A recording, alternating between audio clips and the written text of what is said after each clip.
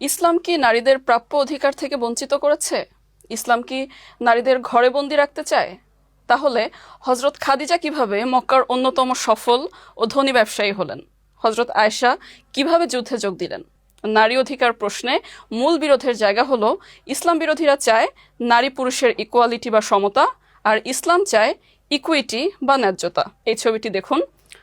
Equality বা সমতা হচ্ছে কারো যোগ্যতা বা প্রয়োজন বিবেচনা না করে সবাইকে সমান সুযোগ দেয়া, আর ইকুইটি বা ন্যায্যতা হচ্ছে যোগ্যতা ও প্রয়োজন বিবেচনা করে যার যা দরকার তাকে সেই পরিমাণ সুযোগ দেয়া।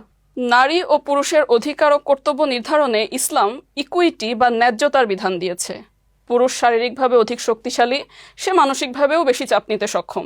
তাই ইসলাম তাকে দিয়েছে অর্থ উপার্জন ও পরিবার প্রতিরক্ষার দায়িত্ব। আর নারী অধিক ধৈর্য ও কোমল হৃদয়ের অধিকারী, তাই তার মূল দায়িত্ব হচ্ছে পরিবার ও সন্তান পালন। মূল দায়িত্ব পালন করেও পুরুষ সন্তানের প্রতিপালনে আর নারী অর্থ উপার্জনে একে অপরের সঙ্গী হতে পারে। ইসলামী পরিবারে তাই নারী ও পুরুষ পরস্পরের সহযোগী, প্রতিযোগী নয়, একে অপরের পরিপূরক। ইসলামী পরিবারে নারীর মর্যাদা সর্বদা সমুন্নত, চাই সে অর্থ উপার্জন করুক বা না করুক। এখন প্রশ্ন হচ্ছে, ইসলামী পরিবারের প্রধান কে? স্বামী না স্ত্রী? একটি প্রতিষ্ঠান বা দলের দুইজন তো প্রধান থাকতে পারেন না। প্রধান তো তাকেই করা হয় যে অধিক কর্মক্ষম, অতিরিক্ত দায়িত্ব নিতে প্রস্তুত।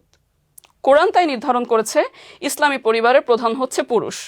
তবে একই সাথে আল্লাহ ঘোষণা করেছেন পুরুষের উপর নারীদের সেইরূপ ন্যায্য অধিকার আছে যেমন তাদের উপর পুরুষদের আছে। আল্লাহ রাসূল সাল্লাল্লাহু আলাইহি ওয়াসাল্লাম বলেছেন, তোমাদের মধ্যে সেই ব্যক্তি সর্বোত্তম যে তার স্ত্রীর নিকট উত্তম।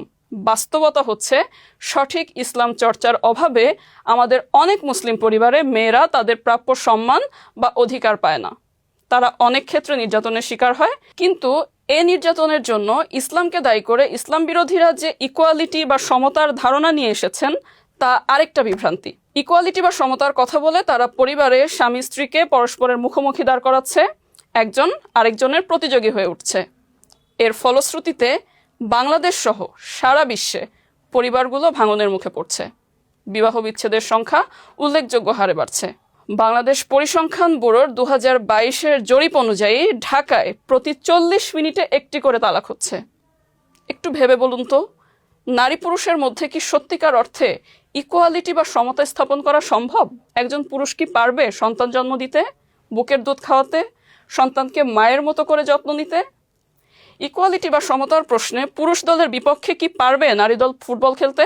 আপনার কি মনে হয় না ইকুয়ালিটি বা সমতার কথা বলে মেয়েদের সাথে এক ধরনের প্রতারণা করা হচ্ছে? একজন প্রসূতি মা যে তার নবজাতক সন্তানকে লালন পালন করতে দিন রাত পরিশ্রম করেন, তাকে আপনি আবার বাধ্য করছেন পুরুষদের সমান তালে কমপক্ষে 8 ঘন্টা অফিস করতে। এটা কি ইনসাফ হতে পারে?